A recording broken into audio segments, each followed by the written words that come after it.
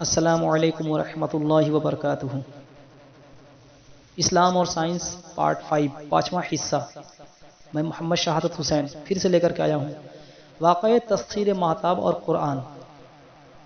اس ضمن میں ایک اور شہادت تسخیر ماہتاب کے واقعے سے متعلق ہے۔ جولائی 1969 عیسوی میں 1969 عیسوی میں امریکہ کے خلائی تحقیقاتی ادارے ناسا یعنی کہ نیشنل ایروناٹک اسپیس ایجنسی کے تحت 3 سائنسدانوں کے ہاتھوں تسخیر ماہتاب کا عظیم تاریخی کارنامہ انجام پذیر ہوا۔ یعنی کہ امریکہ کے جو خلائی تحقیقاتی ادارہ جو ناسا ہے، ناسا نیشنل ایروناٹک اسپیس ایجنسی کے 3 سائنٹسٹ جو چاند پہ جانے کا سب سے پہلا سفر کیے تھے، اس واقعے کی طرف اشارہ کرتے ہوئے قرآن نے 1400 سال پہلے اعلان کر دیا تھا۔ میں آپ کو سب سے بڑی بات بتانے جا رہا ہوں۔ قرآن مجید جو اللہ کی کتاب ہے، جو آسمانی کتاب ہے، جس کو کسی انسان نے اپنے ہاتھوں سے رائٹ نہیں کیا ہے، لکھا نہیں ہے، اس قرآن نے 1400 سال پہلے اعلان کر دیا تھا۔ وہ واقعہ کب ہوا اور قرآن کب نازل ہوا؟ 1400 سال پہلے اعلان کر دیا۔ والقمر اذا اتسق لتركبن طبقا عن طبق فما لهم لا يؤمنون، سورہ انشقاق، آیت نمبر پھر سے کوٹ کر رہا ہوں۔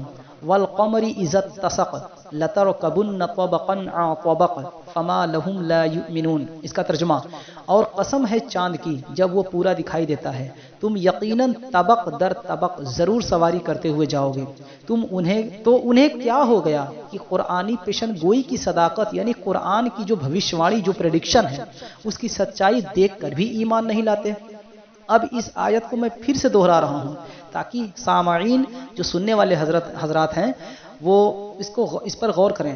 والقمری، سب سے پہلا لفظ کس کا آیا؟ قمری، یعنی چاند کو عربی میں قمر کہتے ہیں۔ والقمری اذا اتسق لتركبن طبقا عن طبق فما لهم لا يؤمنون۔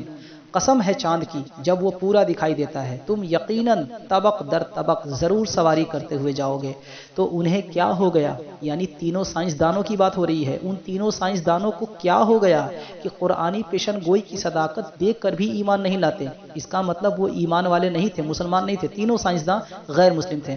ان تینوں آیات کا باہمی ربط اور سیاق و سباق یہ ہے کہ اس سورہ میں قیامت سے پہلے رونما ہونے والے حادثات اور واقعات کا ذکر ہے۔ مذکورہ بالا آیات سے پہلے اجرام فلکی، کائناتی نظام اور بالخصوص نظام شمسی کے اہم پہلوؤں کا بیان ہے۔ اسی طرح اس میں کائنات کے اہم تغیرات کا بھی ذکر ہے، یعنی جو کائنات اور جو برہمانڈ یا یونیورس میں جو بھی بدلاؤ ہوتے ہیں اس کا ذکر ہے۔ پھر مختلف قسمیں کھائی گئی ہیں، کبھی شفق کی اور کبھی رات کی، تیسری قسم چاند کی ہے۔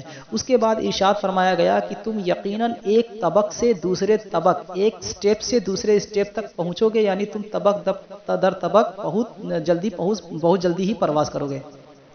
اب ان آیتوں پر دوبارہ غور فرمائیے۔ دیکھیے، بار بار قرآن شریف کی آیتیں سننے سے بھی ثواب ملتا ہے۔ اللہ تو پھر سے فرما نہیں رہا، لیکن میں پھر سے کوٹ کر رہا ہوں۔ والقمر اذا اتسق، اور قسم ہے چاند کی جب وہ پورا دکھائی دیتا ہے۔ لترکبن طبقا عن طبق، تم یقیناً طبق در طبق ضرور سواری کرتے ہوئے جاؤ گے۔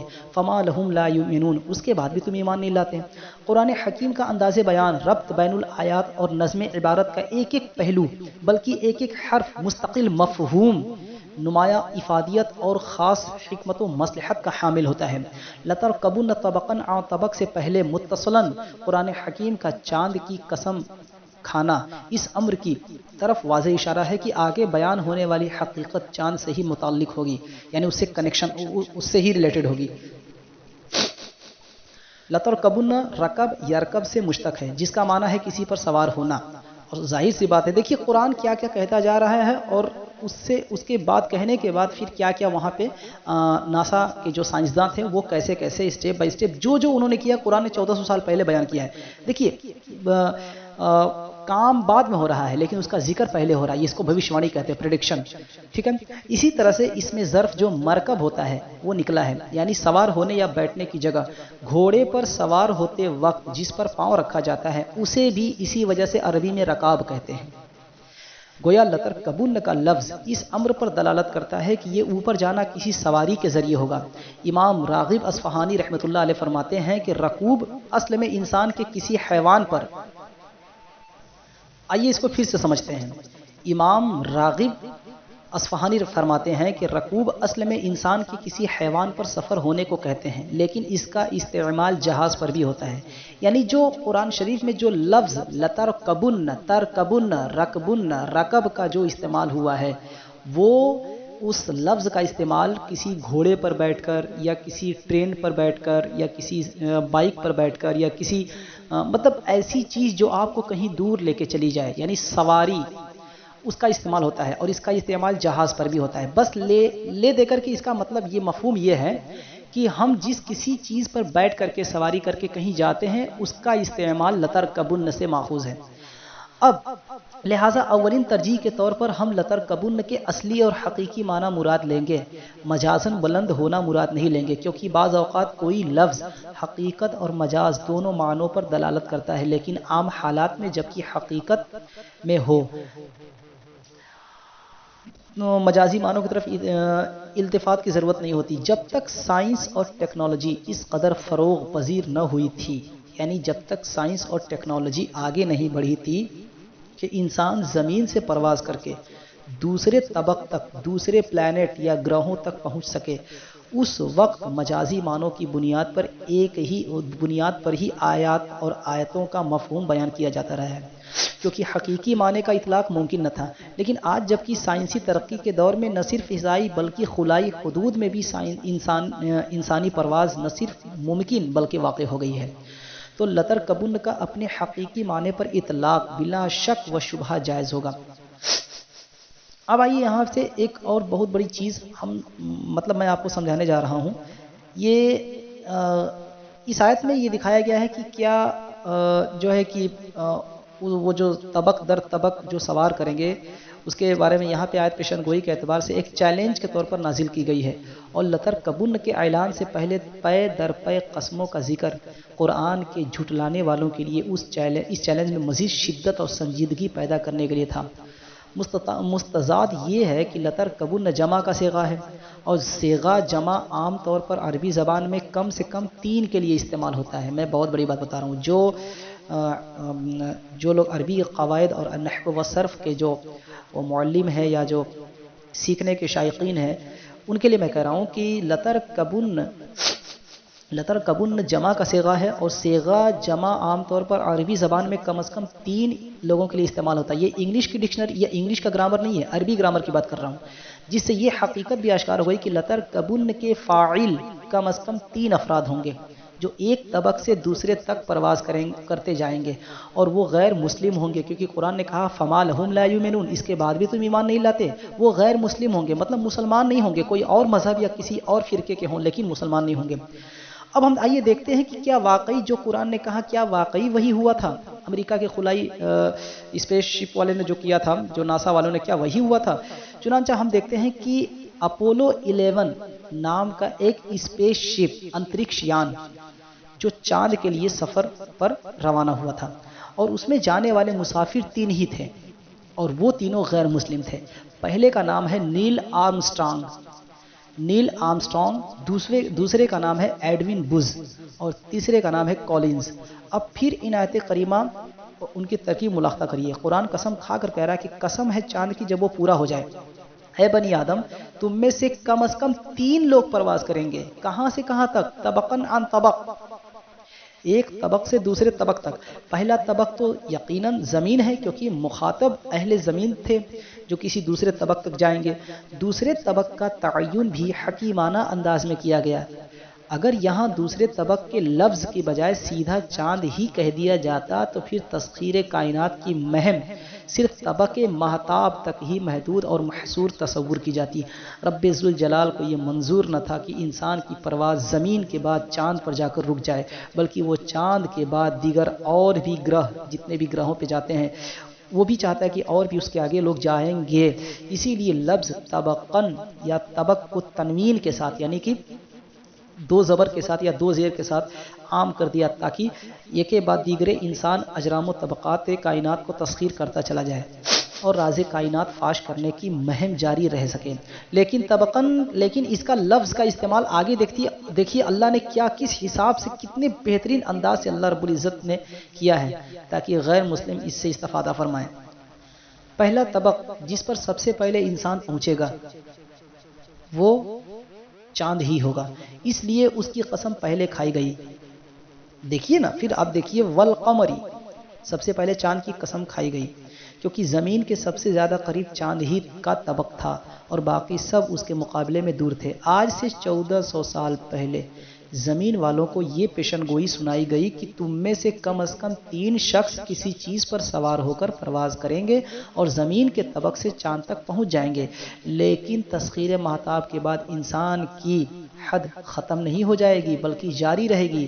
اب اسی طرح مریخ یعنی کہ منگل گرہ تک بھی انسان رسائی حاصل کرتا دکھائی دے رہا ہے۔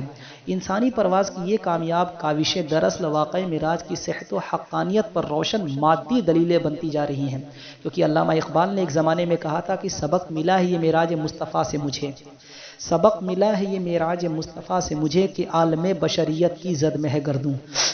اور یہ حقیقت بھی ہے کہ معجزات و کرامات جن کے امکان و وقوع کو انسانی عقل منطقی پیمانوں پر سمجھنے سے قاصر تھی، سائنس و ٹیکنالوجی کے فروغ نے کسی حد تک ان کے سمجھنے کی مادی اور عقلی بنیادیں فراہم کر دی ہیں، اور وقت گزرنے کے ساتھ ساتھ یہ امر منکشف ہوتا جا رہا ہے کہ انسان جسے ایک دور میں ناممکن سمجھتا ہے وہ مستقبل میں یعنی کہ فیوچر میں نہ صرف ممکن بلکہ واقع ہو جاتا ہے۔ اسی لیے نام و نہاد تعقل پسند طبقے کے انکار و خواری کی یہ دلیل ہے کہ یہ بات عقل کے خلاف ہے اور سمجھ میں نہیں آتی، قابل التفات نہیں رہتی، کیونکہ عقل کا انحصار صرف محسوسات و مشاہدات پر، یعنی جو عقل جو ہوتا ہے اس کا جو عقل جو ہوتا ہے وہ ڈیپینڈ ہوتا ہے آبزرویشن پر، اور جو 5 گیان اندریاں ہوتی ہیں ہمارے علم کے، جو گیان اندریاں جو ہوتی ہیں ان پر ڈیپینڈ کیا رہتا ہے، اور جب تک کوئی حقیقت محسوس نہ ہو یا اس کی کوئی مثل یا اس کے جیسا مشاہدے میں نہ آئی ہو، عقل اس کے امکان کو نہیں سمجھ سکتا۔ اس لیے عقل کا فیصلہ جزئی و اضافی ہوتا ہے، وہ کلی وہ مطلق نہیں ہو سکتا، جبکہ قرآن کا ہر دعویٰ ابدی ہے۔ اس لیے عین ممکن ہے کہ انسانی عقل قرآن کے بعض دیگر دعاوی اور اعلانات کو آج ممکن نہ سمجھے، لیکن مستقبل کے کسی دور میں وہ سب کچھ ممکن اور واقع نظر آنے لگے۔ لہٰذا محض عقل کے قصور فہم کی بنا پر کسی حقیقت کا انکار کر دینا نادانی ہے۔ عافیت ایمان وہ بالغیب میں ہی ہے۔ مزید برآں تسخیر مہتاب کی متذکرہ والا قرآنی تعبیر کی نسبت یہ خیال بھی پیدا ہو سکتا ہے کہ اپولو 11 کے سفر میں 3 امریکی سائنسدانوں میں صرف 2 چاند کی سطح پر اترے تھے اور تیسرا شخص جو ہے کمانڈ ماڈل میں بیٹھا کسی مصنوعی سیارے کی طرح چاند کے گرد گھومتا رہا تھا تاکہ بعد ازاں گاڑی کے چاند پر اترنے والے حصے یعنی کہ لیونر ماڈل کو ساتھ ملا کر واپس لا سکے۔ لہٰذا لتر کبن کا اطلاق 3 افراد پر کیسے ہو گیا؟ ایسا خیال دراصل غور و فکر نہ کرنے کے باعث پیدا ہوگا، کیونکہ اس آیت کریمہ میں بات چاند کی سطح پر اترنے کی نہیں بلکہ چاند کے طبق تک پہنچنے کی ہو رہی ہے، اور یہی لتر کبن طبقاً ان طبق کے الفاظ سے مستفاد ہے۔ اس طبق یعنی چاند تک تو 3 ہی افراد پہنچے تھے، ان میں سے ایک جس کا نام کولنز تھا کمانڈ ماڈل میں بیٹھا چاند کے گرد گھومتا رہا اور باقی دونوں اس کی سطح پر یعنی اس کے سرفیس پر لینڈ کر گئے تھے، اتر گئے تھے۔ طبق صرف کسی سیارے کی سطح یا سوائل سرفیس کو نہیں کہتے، بلکہ کسی سیارے، کسی پلانٹ اور اس کے گرد فضائی حدود پر مشتمل اس وسیع لمبے چوڑے گراؤنڈ کو کہتے ہیں جہاں تک اس سیارے کی کشش ثقل یعنی گریویٹیشنل فورس اثر انداز ہوتی ہے، اور یہ علاقہ یا طبق سیارے کی سطح کے گرد فضا میں ہزاروں میل تک محیط ہوتا ہے۔ جس طرح ہوائی جہاز کی پرواز زمین کی سطح پر نہیں بلکہ اس سے اوپر فضا میں ہزاروں فٹ کی بلندی پر ہوتی ہے، لیکن طبق ارضی میں ہی تصور کی جاتی ہے۔ چنانچہ قرآن بھی طبق ارضی سے پرواز کر کے انسان کے دیگر طبقات فلکی تک پہنچنے کی پیشن گوئی کر رہا ہے، یعنی بھوشیوانی کر رہا ہے۔ انسان کی ایسی کامیابیوں کی وجہ یہ بھی ہے کہ کائنات کے اندر یعنی آسمان و زمین کی وسعت و پھیلاؤ میں جو کچھ موجود ہے وہ انسان کے لیے تخلیق کیا گیا ہے، وہ انسان ہی کے لیے بنایا گیا ہے اور انسان ہی کے لیے مسخر کیا گیا ہے۔ اللہ تعالیٰ ارشاد فرماتا ہے قرآن پاک میں سورہ جاثیہ وَسَّخَرَ لَكُم مَّا فِي السَّمَاوَاتِ وَمَا فِي الْأَرْضِ جَمِيعًا مِّنْهُ، اور اس اللہ نے آسمان اور زمینوں میں جو کچھ ہے وہ سب تمہارے لیے مسخر کر دیا ہے، اللہ نے ارشاد فرمایا ہے۔ یہ دیکھیے قرآن شریف کی آیتیں میں نے پیش کی ہے۔ اب تسخیر کائنات کے مذکور بالا قرآنی بیان کے حوالے سے ایک غیر مسلم فرانس کا رہنے والا اسکالر موریس بیوکیلی نے اپنی کتاب the Bible Quran and science کے صفحہ نمبر 167 سے 169 پر لکھتا ہے The conquest of space. From this point of view, 3 verses of the Quran should command our full attention. One expresses without any trace of ambiguity what man should and will achieve in this field. In the other 2, God refers to the sake of the unbelievers in Makkah, to the surprise they would have if they were able to raise themselves up to the heavens. He alludes to a hypothesis which will not be realized for the latter. There can be no doubt that this was indicates the possibility men will one day achieve what we today call, perhaps rather improperly, the conquest of space. One must note that the text of the heaven, but also the earth, the exploration of its depth. The first of these was in Surah 55, verse number 33. O assembly of jinns and mans, if you can penetrate regions of the heavens and the earth, then penetrate them, you will not penetrate themselves with a power. یہ سورہ رحمان کی آیت number ہے۔ The other 2 verses are taken from Surah number 50, verse number 14 to 15. God is speaking of the unbelievers in Makkah as the context of this passage in the surah shows. Even if we opened unto them a gate to heaven and they were to continue ascending therein, they would say, our sight is confused as in darkness. Nay, we are people bewitched. When talking of the conquest of space, therefore, we have 2 passages in the text of the Quran. تو سامعین، چنانچہ یہ دعویٰ بجا طور پر حق ہے کہ کائنات کے اندر جو کچھ ہو چکا یا ہونے والا ہے اس کا ذکر قرآن کے اندر پہلے سے ہی موجود ہے۔ تو حضرات اب بتائیے، قرآن نے 1400 سال پہلے اس امر کی وضاحت کر دی دلیل کے ساتھ اور اس کی صداقت اور اس کی سچائی پر۔ اپولو 11 نام کا ایک اسپیس شپ انترکش یان چھوڑا گیا تھا اور امریکہ سے وہ گیا تھا، دنیا کا سب سے پہلا، اور قرآن نے 1400 سال پہلے اس پیشن گوئی، اس بھوشیوانی، اس پریڈکشن کے بارے میں بتایا۔ تو اب بتائیے، کیا قرآن اللہ کی طرف سے آسمانی کتاب نہیں ہے؟ کیا قرآن پر ایمان نہیں لانا چاہیے؟ اور قرآن نے یہ بھی کہا فما لہم لا یؤمنون، یعنی کیا تم اس قرآن کو پڑھنے کے بعد بھی غور و فکر نہیں کرتے ہو؟ اللہ رب ذوالجلال نے قرآن پاک میں ارشاد فرمایا ہے ذالک الکتاب لا ریب فیہ ھدی للمتقین، ذالک الکتاب لا ریب فیہ ھدی للمتقین، یہ وہ بلند رتبہ کتاب قرآن ایسی کتاب ہے جس میں کوئی شک کی جگہ نہیں۔ قرآن پاک میں 15ویں پارے کی شروعات سبحان الذی لفظ سے ہے۔ اس آیت کو اگر آپ پڑھتے ہیں سبحان الذی اسری بعبدہ لیلا من المسجد الحرام والى المسجد الاقصی، اگر آپ اس آیت کو پورا هو السمیع البصیر تک، سبحان الذی سے لے کر کے هو السمیع البصیر تک پورا پڑھیں گے، جو معراج کے واقعے کی وہ جو ہے کہ وضاحت کرتا ہے، جو آیت کرتی ہے وضاحت کرتی ہے، تو آپ سبحان کے سین سے لے کے هو السمیع البصیر کے را تک جتنے بھی حرف ہیں ایک ایک حرف کو گنیں گے تو ان حرف کی جو کاؤنٹنگ ہوگی، جو گننے پر جتنا آئے گا وہ 92 ہوگا، یعنی کہ 92 ہوگا۔ اور آج بھی آپ لوگ 786 92 لکھتے ہیں۔ آپ کو معلوم ہونا چاہیے کہ 786 آپ اس لیے لکھتے ہیں کہ اس کا معنی بسم اللہ الرحمن الرحیم ہے، اور آپ کو معلوم یہ بھی ہونا چاہیے کہ 92 آپ اس لیے لکھتے ہیں کیونکہ 92 جو ہے وہ عدد ہے ہمارے پیارے حبیب صلی اللہ تعالیٰ علیہ وسلم یعنی محمد کا عدد ہے صلی اللہ تعالیٰ علیہ وسلم، محمد کا عدد ہے 92۔ اب سبحان الذی اسرا والی جو آیت ہے اس کو سین سے لے کر کے را تک صرف حرف کو گننا ہے، زیر زبر پیش تنوین مشدد کو نہیں گننا ہے، صرف یہ حروف کو گننا ہے۔ کاؤنٹ کریے آپ انشاءاللہ تعالی، اور اس پورے آیت کو آپ پڑھیے اور پڑھنے کے بعد اس کا ترجمہ دیکھیے، انشاءاللہ تعالی آپ ضرور حقہ پکا ہو جائیں گے، کیونکہ یہ آیت کسی اور نبی کے لیے نازل نہیں ہوئی ہے، خاص ایک ایسا نبی آئے گا جس کا نام محمد ہوگا، جس کے نام کا کاؤنٹنگ نمبر 92 ہوگا، اور وہ اس کے نام کے کاؤنٹنگ نمبر 92 پر ہی ایک پورے حروف کو ملا کر کے اس کے لیے آیت بنائی جائے گی، یہ آیت نازل کی جائے گی۔ یہ قرآن کا معجزہ ہے۔